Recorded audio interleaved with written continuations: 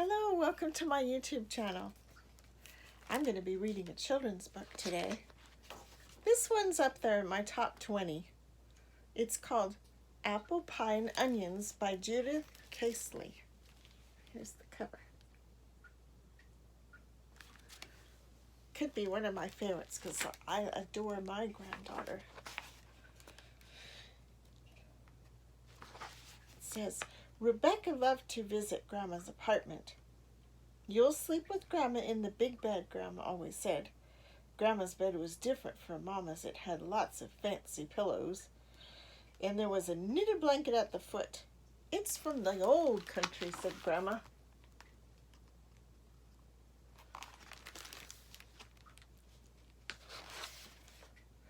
Grandma's bathroom was different too. It had a big bathtub on feet with claws. On the shelves were boxes and boxes of powders and perfumes and a bowl of rose petals. Grandma gave Rebecca her own towel and said, "We'll make an apple pie today, but first we'll go to the market."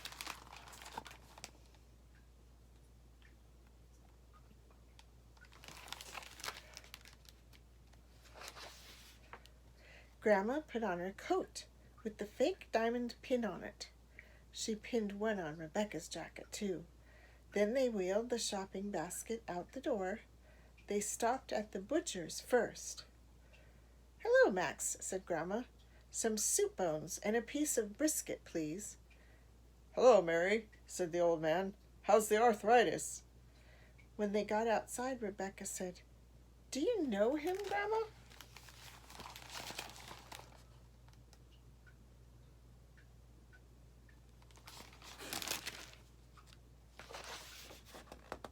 Grandma smiled.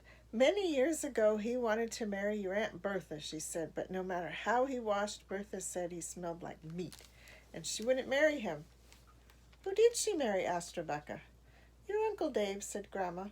"He owned a bakery, and Bertha said he smelled like fresh bread."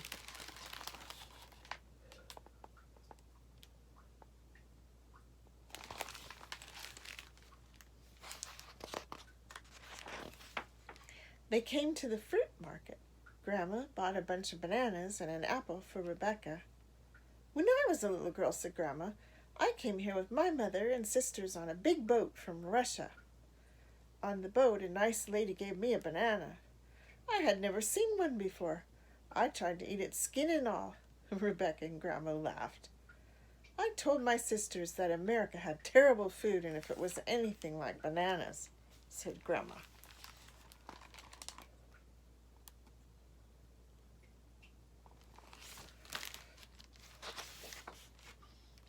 They walked some more. It was warm outside. Papa brought us to a big city with no trees or fresh air.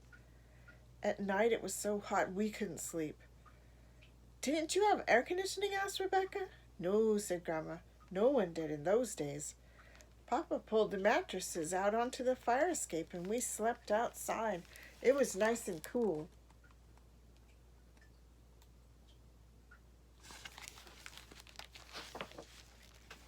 Suddenly Grandma gave a shout. She ran up to an old lady in a wheelchair and cried, "Hattie, my old friend Hattie!" Hattie and Grandma laughed and shouted, and Grandma talked louder and louder and faster in a foreign language.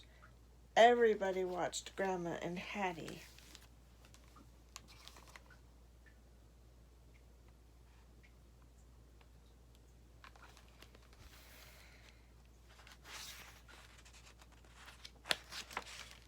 Rebecca moved away.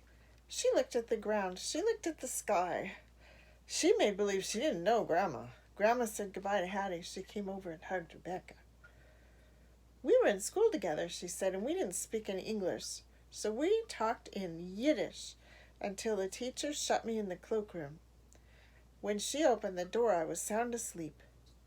Rebecca turned away from Grandma. "Please, Grandma," she said, "no more stories."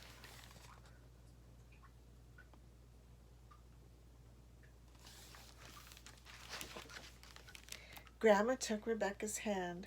They walked a little. "Did your Grandma embarrass you back there shouting her head off in the market?" she asked. Rebecca kicked the ground. She sat down on a bench. She didn't answer. Grandma sat down next to her. "I'd like to tell you one more story," she said.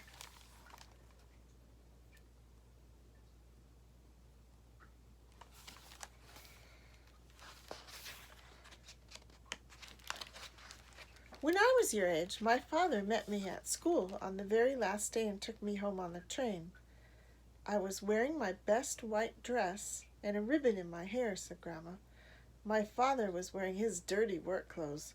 He was carrying a sack of onions and a bag of potatoes."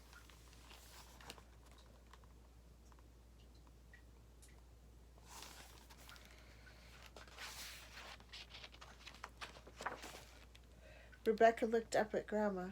"Did you feel funny?" asked Rebecca. "Of course," said Grandma.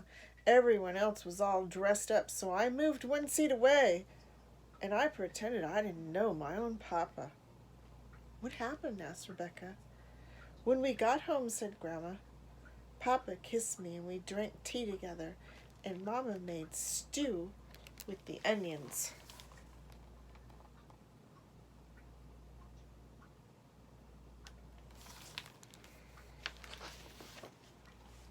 Grandma and Rebecca went home. Grandma put away the groceries and said, "I'm thirsty from all that talking." "Can we have tea together?" said Rebecca, "like you and your papa did?" Grandma kissed Rebecca and filled up the kettle. "Tea with lemon in a glass," said Grandma.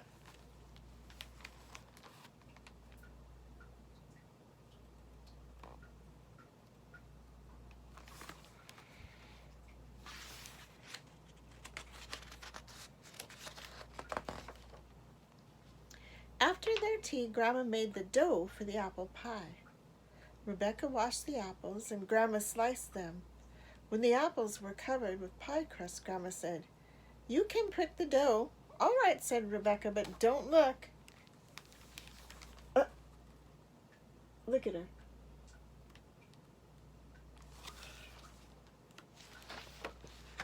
After supper, Rebecca put the pie on the table. "I love you, Grandma," she said. "That's just what you wrote on the pie," cried Grandma. "It's much too beautiful to eat." Rebecca smiled at Grandma, and then they cut the pie and ate it. Look at that pie.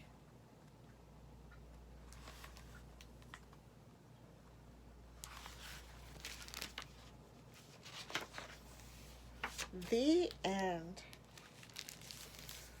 And that is going to be in my top 20 of children's books called Apple Pie and Onions.